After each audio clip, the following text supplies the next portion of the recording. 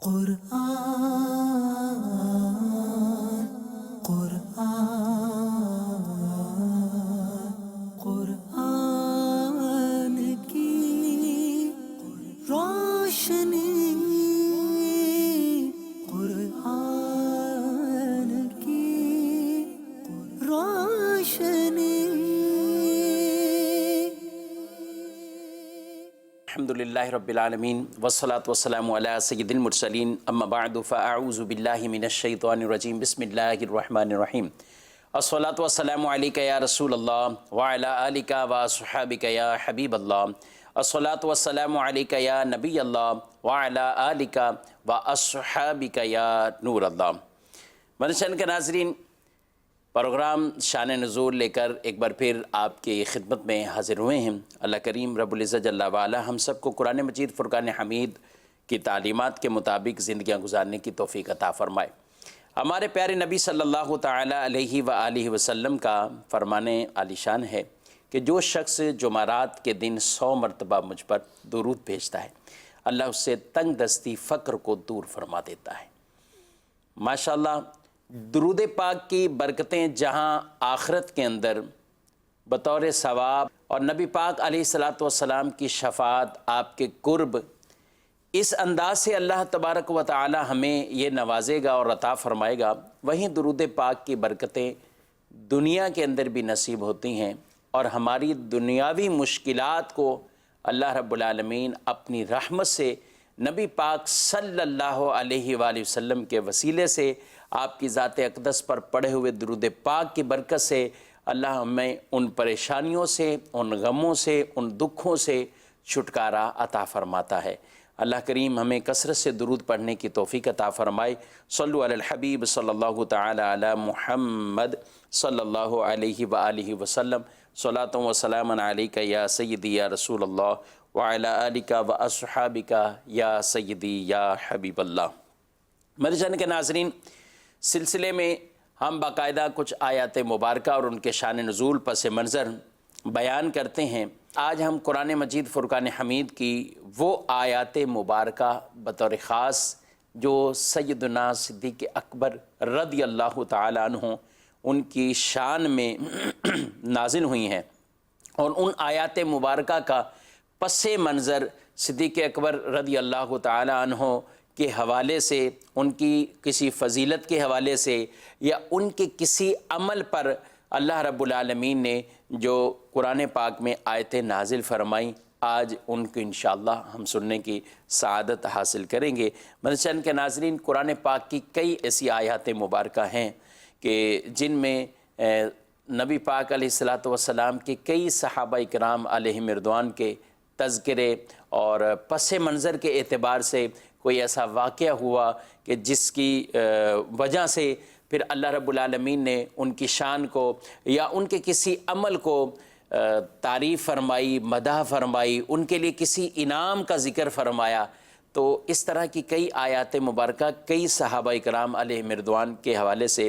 وہ قرآن پاک میں موجود ہے۔ بالعموم نبی پاک علیہ السلام کے تمام ہی صحابہ کی شانوں کو قرآن نے بیان فرمایا ہے، مہاجرین کی شانیں ہوں یا انصار صحابہ کرام علیہم رضوان کی شانیں ہوں، اور جنہوں نے اپنے مال کے ذریعے اور اپنی جان کے ذریعے، اپنے وقت کے ذریعے اسلام کی اس اعتبار سے انہوں نے تبلیغ کی ہے، اسلام کے لیے اپنے تن من دھن کو قربان کیا ہے، اور اسی طرح نبی پاک صلی اللہ تعالی علیہ وآلہ وسلم کے لیے اور آپ کے ساتھ وہ آپ کے نقش قدم پر چلتے ہوئے، بلکہ جسے کہا جاتا ہے شانہ بشانہ کھڑے ہو کر، یعنی جب بھی کوئی ایسا معاملہ ہوتا، کوئی دشمنوں سے خطرہ ہوتا، تو وہ آگے بڑھ کر حضور صلی اللہ علیہ وسلم کو اپنے حصار میں لے لیتے تھے، اور گویا کہ اپنی جانوں کو وہ قربان کرنے کے لیے تیار ہو جاتے تھے۔ اللہ نے ان کی بڑی شانوں کو بیان فرمایا ہے، چاہے غزوہ بدر ہو، غزوہ احد ہو، یا ہجرت کا موقع ہو، فتح مکہ ہے، یا اس سے پہلے حدیبیہ کا مقام ہو، صحابہ کرام علیہ رضوان کی ان قربانیوں کو اور نبی پاک صلی اللہ علیہ وسلم سے جو ان کی محبتیں تھیں، اللہ رب العالمین نے قرآن پاک کے اندر بڑی شانوں کو بیان فرمایا ہے۔ چند آیات مبارکہ جو بطور خاص جن کا ذکر حضرت صدیق اکبر رضی اللہ تعالیٰ عنہ کے حوالے سے کیا جاتا ہے، آج انشاءاللہ العزیز ہم ان کو سننے کی سعادت حاصل کریں گے۔ قرآن مجید فرقان حمید کی سورۃ اللیل کے اندر 30ویں پارے میں ایک آیت مبارکہ ہے، اللہ رب العالمین اس میں ارشاد فرماتا ہے، بسم اللہ الرحمن الرحیم، وَمَا لِأَحَدٍ عِنْدَهُ مِن نِعْمَةٍ تُجْزَىٰ إِلَّا ابْتِغَاءَ وَجْهِ رَبِّهِ الْأَعْلَىٰ وَلَسَوْفَ يَرْضَىٰ۔ ارشاد فرمایا اور کسی کا اس پر کچھ احسان نہیں جس کا بدلہ دیا جائے صرف اپنے رب کی رضا چاہتا جو سب سے بلند ہو، اور بے شک قریب ہے کہ وہ راضی ہوگا۔ یہ آیت مبارکہ اس کا ایک پس منظر ہے، اور وہ معاملہ یوں ہوا کہ سیدنا بلال رضی اللہ تعالیٰ عنہ جو کہ مسلمان ہوئے،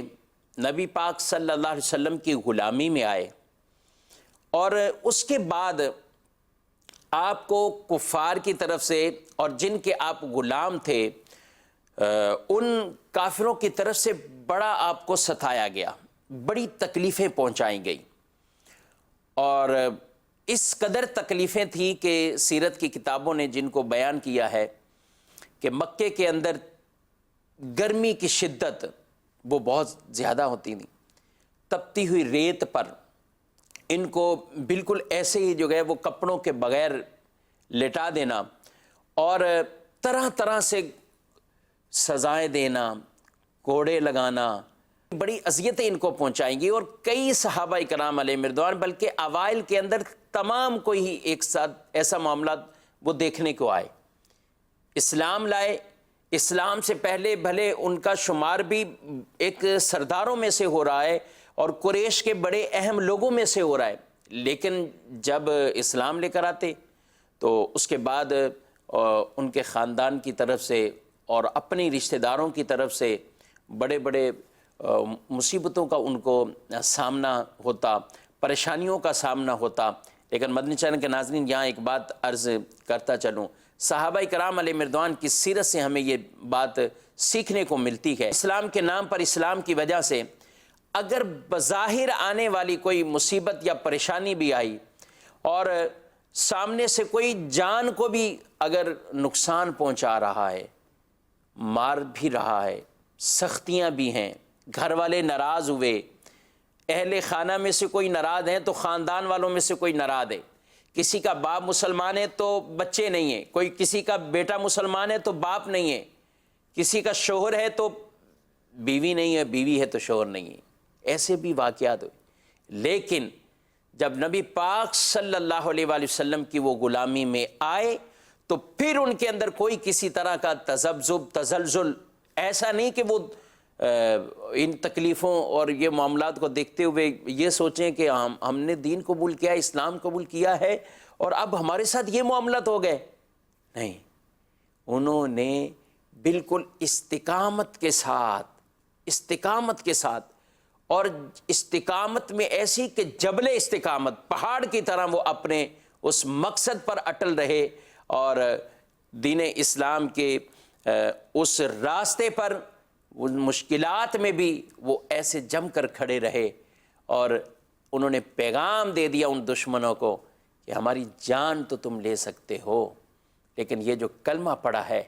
یہ کلمہ اور ان کی غلامی، نبی پاک علیہ السلام کی غلامی کا پٹا تم ہمارے گلوں سے یہ نہیں اتار سکتے، نہیں کھینچ سکتے۔ تو انہی میں حضرت بلال رضی اللہ تعالیٰ عنہ جب ان کو سزا دی جاتی تو پھر بھی ان کی زبان مبارک سے کلمہ جاری ہوتا، احد احد احد، یعنی اللہ رب العالمین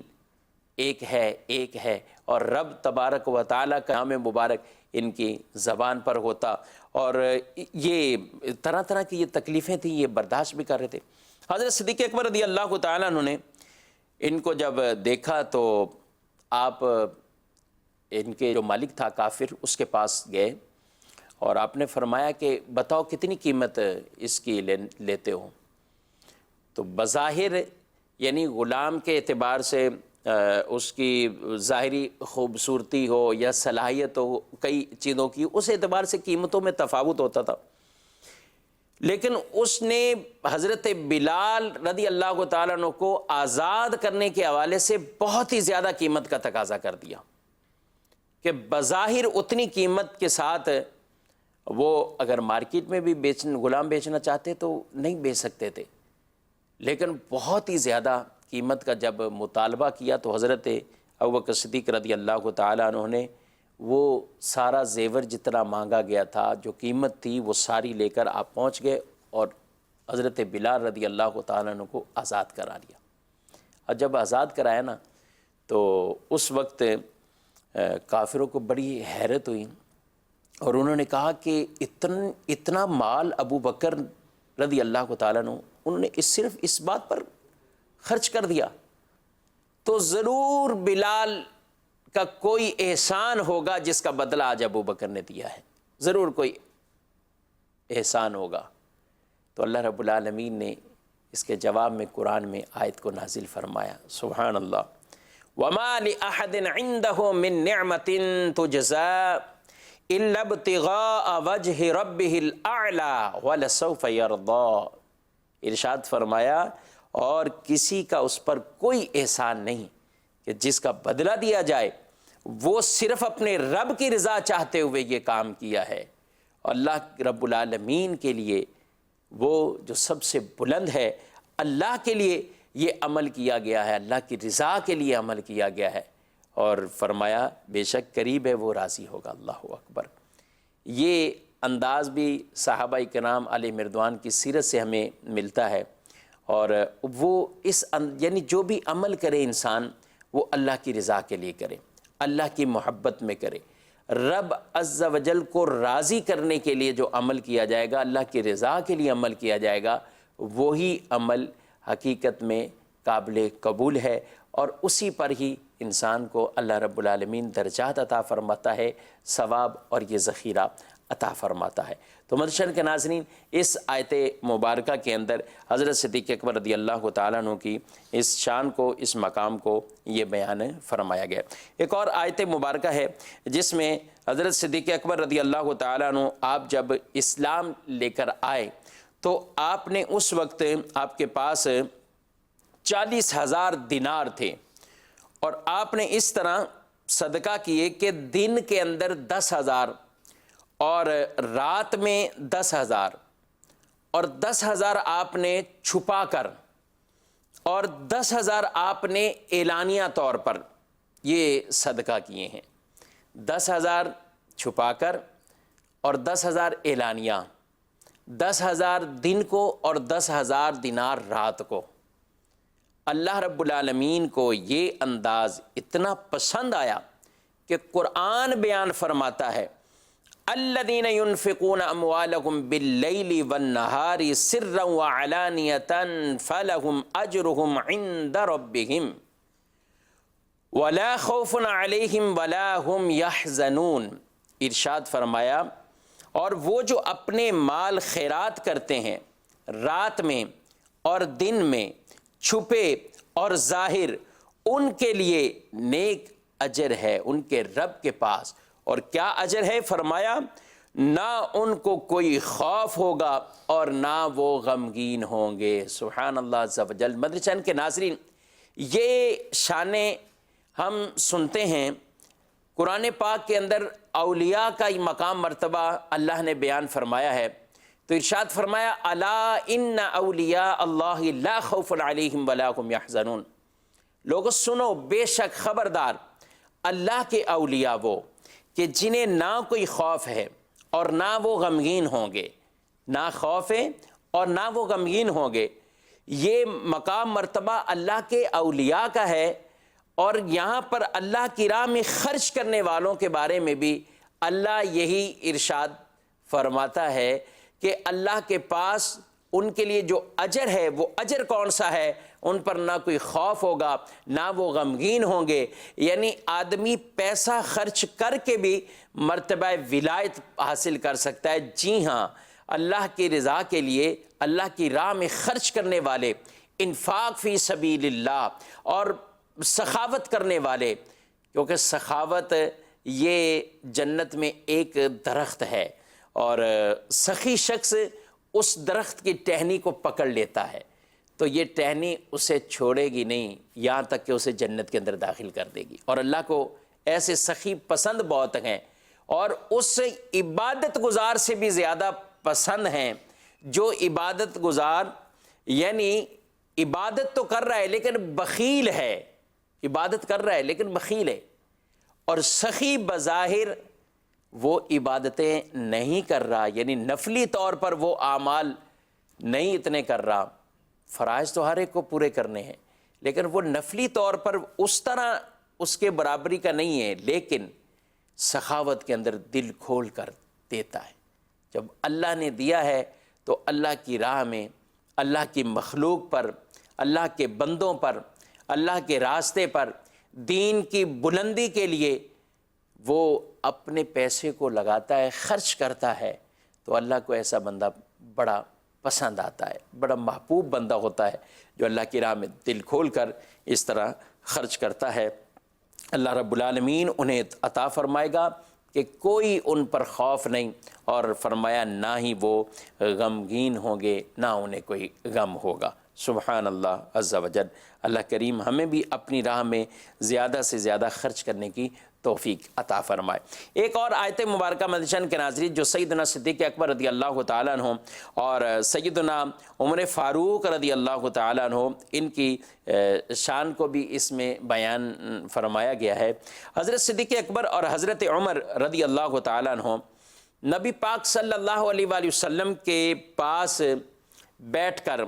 جب گفتگو کرتے تو حضور علیہ الصلاۃ والسلام کے آداب کی وجہ سے، احترام کی وجہ سے بڑی آہستہ گفتگو کرتے، اور اس قدر آہستہ گفتگو کرتے کہ ایسا لگتا جیسے وہ کوئی سرگوشی کی جا رہی ہے، یعنی جسے کہتے ہیں نا آدمی بالکل کان میں کوئی بات کرنا ہے، ایسا جیسے لگتا ہے۔ تو اس پر اللہ رب العالمین نے قرآن پاک کے اندر بھی ان کی مدح فرمائی ہے، اور ارشاد فرمایا ان الذین یغضون اصواتهم عند رسول اللہ اولئک الذین امتحن اللہ قلوبهم للتقوی لہم مغفرۃ واجر عظیم۔ فرمایا بے شک وہ جو اپنی آوازیں پست کرتے ہیں رسول اللہ کے پاس، وہ ہیں جن کا دل اللہ نے پرہیزگاری کے لیے چن لیا ہے، پرکھ لیا ہے، منتخب فرما لیا ہے۔ اللہ اکبر۔ ان کے لیے بخشش اور بڑا ثواب ہے، ان کے لیے بخشش اور بڑا ثواب ہے۔ کن خوش نصیبوں کے لیے؟ نبی پاک صلی اللہ تعالی علیہ وآلہ وسلم کے آداب، احترام، آپ کی تعظیم بجا لانے والے، ان کے لیے اللہ یہ شانوں کو بیان فرما رہا ہے۔ تو یہ آیت مبارکہ فرمایا گیا کہ حضرت صدیق اکبر اور حضرت عمر رضی اللہ تعالیٰ عنہ اور بعض وہ صحابہ جنہوں نے بہت ہی اپنے اوپر احتیاط کو لازم کر لیا تھا، ان کے حوالے سے یہ آیت مبارکہ نازل ہوئی، اور اللہ نے ان کی شانوں کو بیان فرمایا کہ ان کے لیے مغفرت بھی ہے اور ان کے لیے اجر عظیم ہے، جو رسول اللہ صلی اللہ علیہ وآلہ وسلم کے پاس اپنی آوازوں کو پست کرتے ہیں۔ یاد رکھیں مدشن کے ناظرین، جو انسان جتنا با ادب ہوتا ہے وہ اتنا ہی با نصیب ہوتا ہے، اور نبی پاک صلی اللہ علیہ وآلہ وسلم کی بارگاہ تو وہ بارگاہ ہے کہ یہاں مجلس میں بیٹھنا کیسے ہے اس کے آداب بھی سکھائے گئے، اس مجلس کے اندر کس طرح حاضر ہونا ہے اس کے آداب بھی سکھائے گئے۔ آپ صلی اللہ علیہ وسلم بات کر رہے ہوں تو اس وقت کیا کرنا ہے، کیسے خاموش رہنا ہے، آپ سے بات کرنے کا موقع ہو تو کس انداز سے بات کرنی ہے، اور جب آپ کے بارے میں کوئی کلمات بولنے ہیں، الفاظ ہیں، تو ان الفاظ کا انتخاب کیا ہو، ان الفاظ کا چناؤ کیا ہو، کسی کے اندر کسی بے ادبی کا کوئی شائبہ نہ ہو۔ یا ایھا الذین آمنوا لا تقولوا راعنا وقولوا انظرنا واسمعوا وللکافرین عذاب علیم۔ ارشاد فرمایا گیا کیا کہ اے ایمان والو راعینا مت کہو، راعینا مت کہو، یعنی یہ وہ کلمہ تھا کہ جس کے اندر دو معنی، ایک اس کا معنی وہ درست، اور ایک اس کا معنی جس کے اندر بے ادبی والا شائبہ اور ایک شبہ تھا۔ اللہ رب العالمین نے اس لفظ سے بھی منع فرمایا کہ میرے محبوب کو ایسے کلمات سے بھی نہ بلایا جائے کہ جس کے اندر کوئی بے ادبی والا شائبہ ہو۔ وَقُولُ انظُرْنَا، ارشاد فرمایا کہ تم انظرنا کہو، یعنی نبی پاک علیہ السلام سے کوئی بات دوبارہ سننی ہے تو انظرنا کہو کہ یا رسول اللہ صلی اللہ علیہ وآلہ وسلم آپ نظر رحمت فرما دیجئے، آپ نظر فرما دیجئے۔ اور فرمایا وَاسْمَعُوا، پہلے سے ہی غور سے سنو، پہلے سے ہی غور سے سنو تاکہ تمہیں یہ کہنے کی نوبت ہی نہ آئے کہ نبی پاک علیہ السلام اپنی بات کو دوبارہ دہرائیں۔ یعنی یہ حضور صلی اللہ علیہ وآلہ وسلم کی تعظیم کو یہاں پر بیان فرمایا گیا۔ اور صدیق اکبر رضی اللہ تعالیٰ عنہ کتنی تعظیم آپ صلی اللہ علیہ وآلہ وسلم کی بجا لاتے تھے، اللہ اکبر۔ آپ نے تو نبی پاک علیہ السلام کے ادب اور تعظیم کے لیے گویا کہ اپنی جان کو بھی قربان کر دیا۔ جی ہاں، آپ چاہے غار ثور کا واقعہ لے لیں یا ہجرت کا وہ پورا سفر لے لیجئے، اور بلکہ صدیق اکبر کے پہلے دن سے لے کر اور نبی پاک علیہ السلام کی پوری حیات زندگی کے اندر اگر ہم دیکھتے ہیں تو آپ ہر وقت لبیک یا رسول اللہ کہتے ہوئے گویا کہ آپ کے سامنے حاضر ہیں۔ اس لیے تو میرے آقا علیہ السلام نے ایک مرتبہ ارشاد فرمایا تھا کہ 360 ایسی اچھی خصلتیں ہیں، عادتیں ہیں، تو اللہ رب العالمین کسی کو ایک بھی وہ عطا فرما دے تو اسے جنتی بنا دیتا ہے۔ اللہ، صدیق اکبر رضی اللہ تعالیٰ عنہ عرض گزار ہوئے یا رسول اللہ ان میں میرے اندر بھی کوئی خصلتیں ہیں، وہ عادتیں ہیں؟ تو آپ صلی اللہ علیہ وسلم نے فرمایا ابو بکر تمہارے اندر میں وہ ساری دیکھ رہا ہوں۔ اللہ اکبر، ساری کی ساری 360 جن میں ایک بھی کسی کے اندر پائی جائے اسے یہ انعام ملے۔ تو ابوبکر صدیق رضی اللہ تعالیٰ عنہ جن کو کہا کہ ساری کی ساری میں تمہارے اندر دیکھ رہا ہوں، اور یہی وہ فضیلتیں ہیں کہ صدیق اکبر رضی اللہ تعالیٰ عنہ آپ کے لیے نبی پاک علیہ السلام نے کئی بار دنیا کے اندر کئی بار آپ کو جنت کی بشارتیں عطا فرمائی ہیں، اور بطور خاص الگ سے جنت کی بشارت، عشرہ مبشرہ کے تحت جنت کی بشارت، غزوہ بدر میں شرکت پر جنت کی بشارت، ہجرت کرنے والوں پر، یعنی کئی ایسی آپ کی نیکیاں اور کئی ایسی قربانیاں ہیں۔ بلکہ حضرت عمر رضی اللہ تعالیٰ عنہ تو خواہش کرتے تھے میری ساری زندگی کی نیکیاں وہ ایک طرف، ابو بکر کی وہ ایک نیکی ایک طرف۔ جو رات نبی پاک صلی اللہ علیہ وآلہ وسلم کی تعظیم میں اور حضور علیہ السلام کو آرام پہنچانے میں حضرت صدیق اکبر اپنی ران کو گویا کہ تکیہ بنا لیتے ہیں، اور نبی پاک علیہ السلام اپنا سر مبارک وہاں رکھتے ہیں اور حضور علیہ السلام آرام فرماتے ہیں۔ اللہ اکبر، یہ وہ مدری چینل کے ناظرین یہ انداز ہیں، نبی پاک سے عشق اور محبت کے وہ انداز ہیں۔ آپ ذرا خود دیکھیں، جب آدمی سفر میں ہوتا ہے تو ہر ایک آدمی کی اپنی طبیعتوں کے تقاضے بھی ہوتے ہیں، اور تھکن ہے تو سب کو تھکن بھی محسوس ہوتی ہے، سب چیزیں یہ سفر کے تقاضے ہیں۔ لیکن صدیق اکبر رضی اللہ تعالیٰ عنہ کا عشق دیکھیے، جب غار ثور میں بھی ایک تو پہلے غار تک پہنچنا، جی ہاں آج اگر ہم وہاں پہنچتے ہیں تو غار ثور کو یا غار حرا کو دیکھتے ہیں تو بس دعا مانگتے ہیں، ایک تعداد ہے قافلوں کی جو نیچے سے دعا کرتے ہیں اور حاضری دے دیتے ہیں، کچھ بڑی کوشش کر کے پہنچتے ہیں، کچھ آدھے سفر سے واپسی ہو جاتے ہیں، لیکن اب تو کچھ راستے بھی بنے ہوئے ہیں، یہ سب چیزیں ہیں۔ لیکن اس وقت ایک دشمنوں کا خطرہ، راستے بھی نہ ہوں، اچھا پھر بظاہر کچھ ایسے اسباب بھی پاس نہیں ہیں، لیکن صدیق اکبر رضی اللہ تعالیٰ عنہ نبی پاک علیہ السلام کو لے کر گئے، اور پھر بیان کیا ہے کتابوں میں کندھوں پہ اٹھا کر، اللہ اکبر، اور پھر حضور علیہ السلام کو غار سے باہر کہ آپ یا رسول اللہ یہاں ٹھہریے، پہلے میں جاتا ہوں، تاکہ کوئی اگر نقصان دہ کوئی چیز اگر غار میں نظر آتی ہے یا کوئی ہو تو ابو بکر کی جان پہلے ہو۔ آپ صلی اللہ علیہ وسلم سے کہا کہ آپ یہاں، قرآن نے فرمایا ثانی اثنین، دو میں دوسرا، تو اس کی ایک توجہ یہ بیان فرمائے گی، حالانکہ نبی پاک صلی اللہ علیہ وسلم تو اول ہیں، لیکن یہاں دو میں دوسرا فرمایا گیا ہے، اس لیے کہ پہل غار کے اندر جو جانے والے ہیں وہ ابو بکر تھے اور حضور علیہ السلام دوسرے تھے۔ پھر آپ اندر جب عرض کی یا رسول اللہ آپ تشریف لے آئیں تو حضور علیہ السلام آرام فرماتے ہیں اور حضرت صدیق اکبر قربان جائیں۔ روایتوں میں بیان کیا گیا کسی عالم کے چہروں کو بھی دیکھو اللہ عبادت کا ثواب دیتا ہے۔ اپنی ماں باپ کو بھی، والدین کو محبت شفقت بری نظر سے دیکھیں آدمی تو اللہ مقبول حج کا ثواب عطا فرما دے۔ کعبے کو دیکھیں تو بھی اجر و ثواب ملتا ہے۔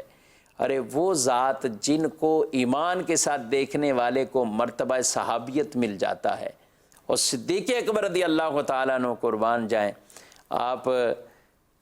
یہ کتنی عظیم وہ عبادت کر رہے تھے کہ آپ حضور علیہ السلام کا مبارک چہرہ،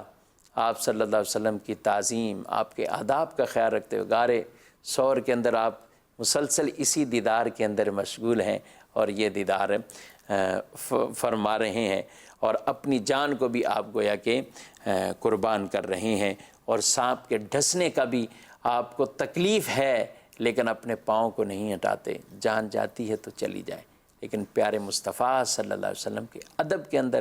آپ صلی اللہ علیہ وسلم کی تعظیم، آپ کی نیند کے اندر کوئی کسی طرح کا خلل واقع نہیں ہونا چاہیے۔ یہ ہیں صدیق اکبر رضی اللہ تعالی عنہ۔ مدنی چینل کے ناظرین، قرآن مجید کے حوالے سے کچھ باتیں ہوئیں تو میں یہ بھی عرض کرتا چلوں کہ قرآن مجید فرقان حمید کے جامع القرآن، یہ حضرت عثمان غنی رضی اللہ تعالیٰ عنہ کو بطور خاص اس لقب سے یاد کیا جاتا ہے، اور ان کے بارے میں بیان کیا جاتا ہے کہ انہوں نے قرآن مجید فرقان حمید کو جمع کیا۔ میں یہاں پہ یہ عرض کروں کہ قرآن مجید فرقان حمید کے جمع کے حوالے سے اللہ رب العالمین حقیقی طور پر تو جمع فرمانے والا وہ اللہ رب العالمین ہے۔ قرآن پاک میں اللہ نے یہ ارشاد فرمایا اِنَّ عَلَيْنَا جَمْعَهُ وَقُرْآنَهُ، ارشاد فرمایا بے شک اس کا جمع کرنا اور اس کا پڑھنا وہ ہمارے ذمے ہے۔ نبی پاک صلی اللہ علیہ وسلم پر قرآن نازل ہوتا اور یہ 23 سال کے عرصے میں نازل ہوا، تدریجاً نازل ہوا، آہستہ آہستہ جو بھی موقع محل کے مطابق کوئی حکم آتا، کچھ آیات آتی، نبی پاک علیہ السلام فرماتے اس آیت کو، اس صورت کو فلاں صورت کے ساتھ ملا دو، اس کو فلاں کے ساتھ۔ تو صحابہ کرام علیہ رضوان کی قرآن سے محبت دیکھیے کہ انہوں نے اسی طریقے سے نقش کیا، حفظ کیا، جبکہ قرآن ابھی کوئی کتاب کی صورت میں نہیں ہے، بلکہ اس وقت قرآن مجید فرقان حمید کو مختلف طریقے سے متفرق کاغذوں پر یا پتھر کی تختیوں پر اور بکری دمبے کی کھالوں پر اور اونٹوں کے شانوں اور پسلیوں پر یہ قرآن کو لکھا جاتا تھا اس طریقے سے۔ پھر بھی انہوں نے اتنی محنتوں اور محبت کے ساتھ، لگاؤ کے ساتھ قرآن کے حافظ تھے۔ جی ہاں، حافظ قرآن اس وقت بہت زیادہ تھے، اور یہ اس طرح قرآن کا سلسلہ رہا۔ پھر نبی پاک صلی اللہ علیہ وسلم کا وصال ظاہری ہوا تو صدیق اکبر رضی اللہ تعالیٰ عنہ آپ خلیفہ بنے، اور اس وقت ایک موقع پر کئی حفاظ کرام جو ہے وہ شہید کر دیے گئے، ایک جنگ کے موقع پر شہید ہوئے۔ تو حضرت سے عمر فاروق رضی اللہ تعالیٰ عنہ آپ آئے حضرت ابوبکر صدیق رضی اللہ تعالیٰ عنہ کے پاس اور ان سے عرض کی کہ علی جان معاملہ یہ ہے کہ 70 حافظ اور زبردست قسم کے قاری وہ شہید ہو چکے ہیں، تو اگر ہم ایسا نہ کریں کہ قرآن پاک کو ایک جگہ یکجا کر دیں، جمع کر دیں، یہ امت کے لیے بہت فائدے والا عمل ہے۔ تو حضرت ابوبکر صدیق رضی اللہ تعالیٰ عنہ نے فرمایا تم مجھ سے وہ کہہ رہے ہو جو رسول اللہ نے نہیں کیا۔ یہاں مدنی چینل کے ناظرین ایک نقطہ اور ایک بات سمجھنے والی ہے کہ ہر وہ عمل جو رسول اللہ صلی اللہ علیہ وسلم کی زندگی پاک میں نہیں ہوا، حیات ظاہری میں نہیں ہوا، اس عمل کی اب کیا حیثیت شرعی طور پر بنتی ہے اور صحابہ کو اس حوالے سے کیا نقطہ نظر تھا، یہ اس واقعے سے اور روایت سے بالکل ہمیں بخوبی اندازہ ہو جائے گا۔ تو حضرت عمر کہنے لگے رضی اللہ تعالیٰ عنہ کہ علی جا اگرچہ انہوں نے نہیں کیا، نبی پاک علیہ السلام کی زندگی میں یہ نہیں ہوا، لیکن یہ کام اچھا ہے، کام اچھا ہے، آپ اس کو کیجئے۔ تو حضرت ابوبکر صدیق رضی اللہ تعالیٰ عنہ آپ اس پر راضی ہو گئے، اور آپ نے زید بن ثابت انصاری رضی اللہ تعالیٰ عنہ جو کاتب بھی تھے، ان کو آپ نے بلایا اور ان سے کہا کہ یہ کام کرو۔ وہ کہنے لگے، انہوں نے بھی یہی جواب دیا، بھی یہ تو حضور علیہ الصلوۃ والسلام کے زمانے میں نہیں ہوا۔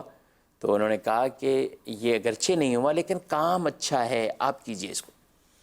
اب جب یہ معاملہ ہوا تو حضرت زید کہتے ہیں کہ اللہ نے میرے بھی سینے کو کھول دیا جیسے ان دو صاحبوں کے سینے کو کھول دیا، تو میں اس بات پر راضی ہوا اور یہ پھر سلسلہ شروع ہوا۔ تو یہ یوں، اور پھر اس وقت مختلف جو قرآن نازل ہوا وہ لغت قریش میں نازل ہوا، یہ یاد ہے۔ لیکن